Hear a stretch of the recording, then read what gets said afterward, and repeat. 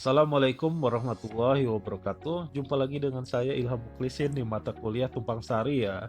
Kalau minggu lalu kita sudah belajar pendahuluan tentang cover crops ya. Minggu ini kita akan belajar tentang memilih cover crops yang cocok untuk ladang kita. Yuk kita cek. Biar greget, satu aja ya temanya. Oke, kita lanjutkan.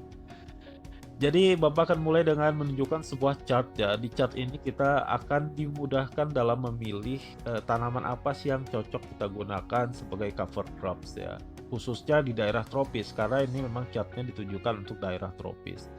Untuk menerjemahkan apa-apa aja sih isi dalam chart ini, Bapak akan jelaskan di slide berikutnya. Yuk kita cek.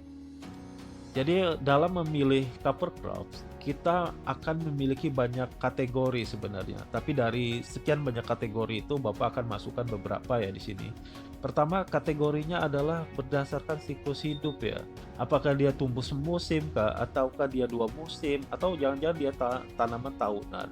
Alasan memilih semusim atau dua musim ini alasannya adalah agar bisa dikendalikan atau bisa diberantas.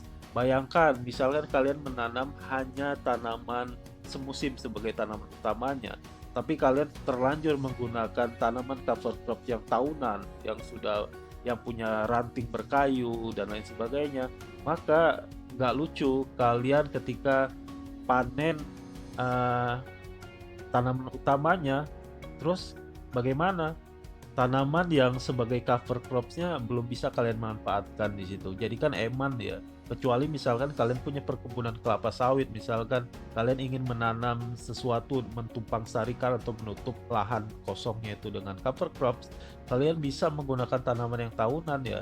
Ya nggak masalah juga kalau tanaman yang musiman nggak masalah, tapi juga tahunan juga oke juga gitu, seperti cabai atau tanaman lainnya ya yang beranting-ranting keras.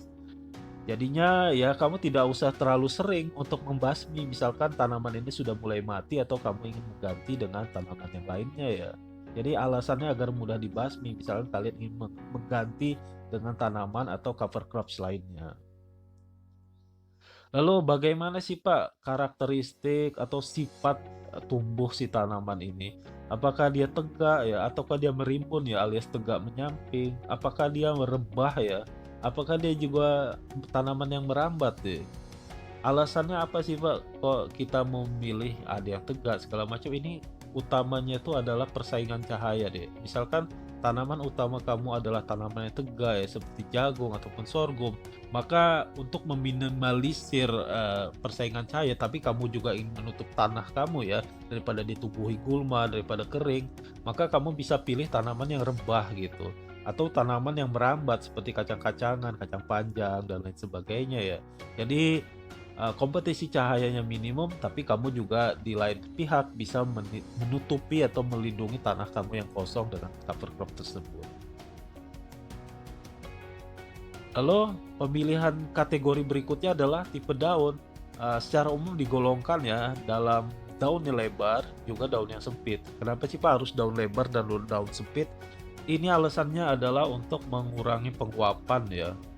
Jadi misalkan kamu memilih komoditi yang daunnya lebar, tentunya nanti iklim mikro yang di bawah permukaan daun di cover crops kamu itu tentunya temperaturnya bisa lebih rendah ya karena ternaungi gitu. Sehingga apa nantinya mempengaruhi penguapan air dari tanah kita ya, dari evaporasinya berkurang, evapotranspirasinya berkurang karena lebih ternaungi ya, lebih rimbun gitu. Cocok untuk di daerah yang misalkan suplai airnya sedikit atau misalnya di musim kemarau. Bagaimana Pak dengan daun sempit? Misalkan di daerah kamu itu daerah yang kelembabannya tinggi ya. Jadi kamu ingin menghindari adanya serangan patogen dari fungi ataupun serangga ya. Kamu mungkin bisa memilih yang berdaun sempit ini ya. Bisa dari kelas rumput-rumputan ya. Keluarga rumput-rumputan seperti padi-padian ataupun yang daunnya sempit itu bawang ya. Atau aduh maaf suara saya serak. Atau yang daunnya itu ada agak berjari-jari kecil itu seperti seledri itu ya.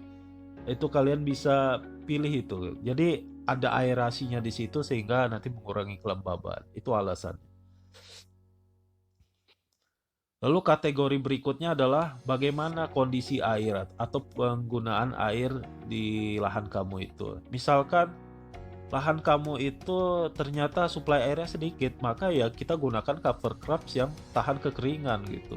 Kalau misalkan di lahan kamu itu airnya banyak di musim penghujan, terus kelembabannya tinggi, maka ya kamu bisa gitu gunakan tanaman yang memang butuh air, suplai airnya banyak, nggak masalah. Tapi misalkan airnya hanya sedikit ya jangan ditanam tanaman yang tidak tahan kekeringan ya. Jadi cover crop-nya juga tanaman-tanaman yang tahan kekeringan. Kira-kira seperti itu ya.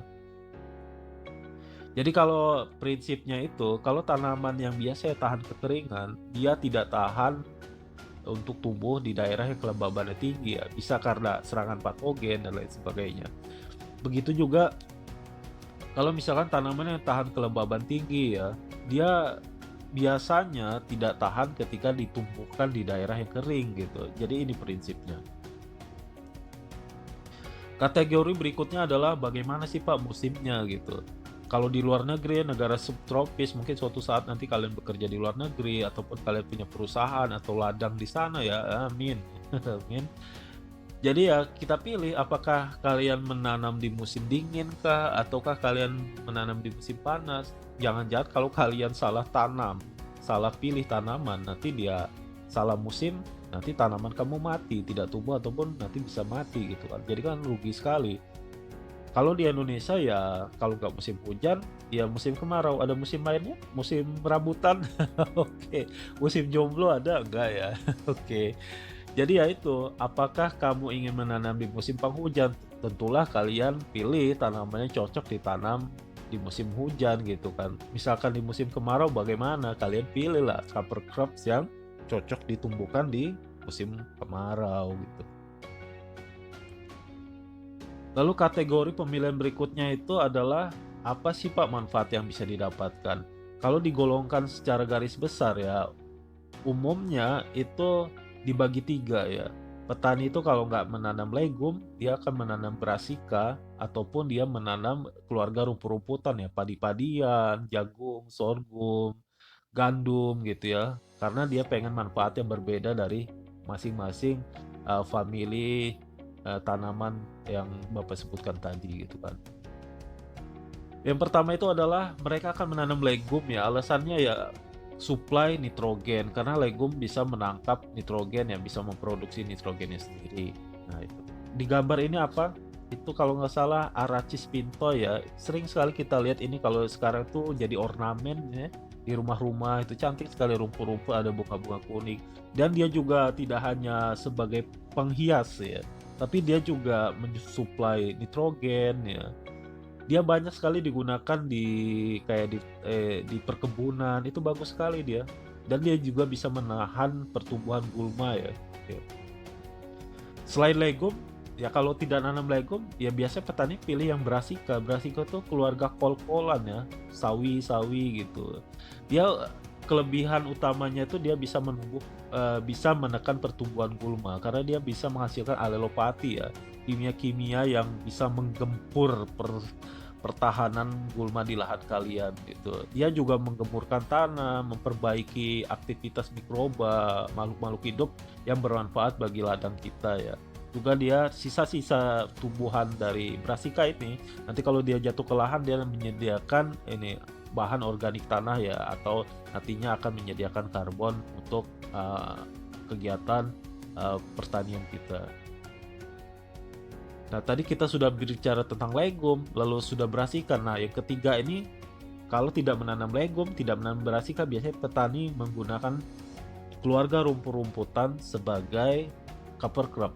Rumput-rumputan di sini beda ya dengan gulma ya. Kalau gulma itu rumput yang negatif ya, dalam artian negatif, lebih banyak anfaedahnya daripada faedahnya. Kalau grass ini artinya rumput-rumput yang dibudidayakan oleh manusia ya untuk diambil manfaatnya. Apa saja sih Pak? Ya yang sering kita makan setiap hari, gandum, sorghum. Enggak ya, kalau sorghum jarang kita makan ya. Oke. Jagung, padi itu keluarga rumput-rumputan ya. Jadi kelebihan rumput-rumputan ini dia karena dia sebagai apa ya, gudang nitrogen. Jadi kan selama hidupnya itu kita kan supply terus tuh dia dengan nitrogen ya, pupuk atau dari alam ya, bahkan dari air hujan gitu ya. Dia bagian-bagian tumbuh dia itu tidak hanya si bijinya, itu pada dasarnya adalah gudang nitrogen. Sayang sekali begitu kita panen kita hanya ambil bijinya, lalu kita buang sisa-sisa tanamannya begitu saja ya, apalagi yang sehat.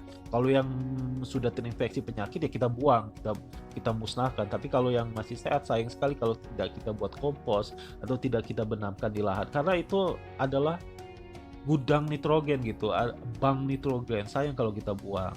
Itulah manfaatnya. Jadi kalau sisa-sisa tanaman yang jatuh ke tanah, dia bisa mendaur ulang kembali nitrogen yang kita butuhkan.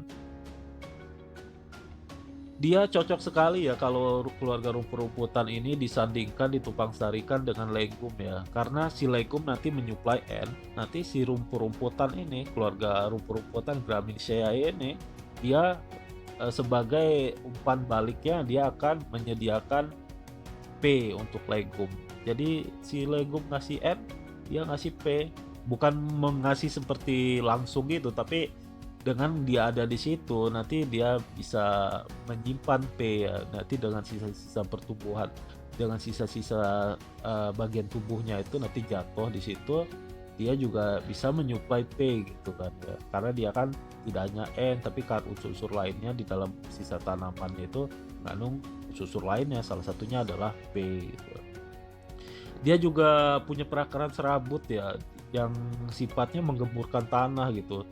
Kita kalau nyabut akar padi gitu ya, nyabut akar jagung itu kan gembur sekali gitu, brrrt gitu ya gampang ya. Karena selain itu juga si akar itu juga berfungsi sebagai rumah bagi banyak makhluk hidup ya, mikroba, serangga, hewan-hewan kecil yang bagus untuk tanaman-tanaman kita di ladang gitu.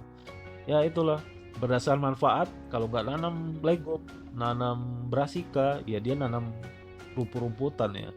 Bisa juga menanam yang lain, tapi secara umum ya 3 ini.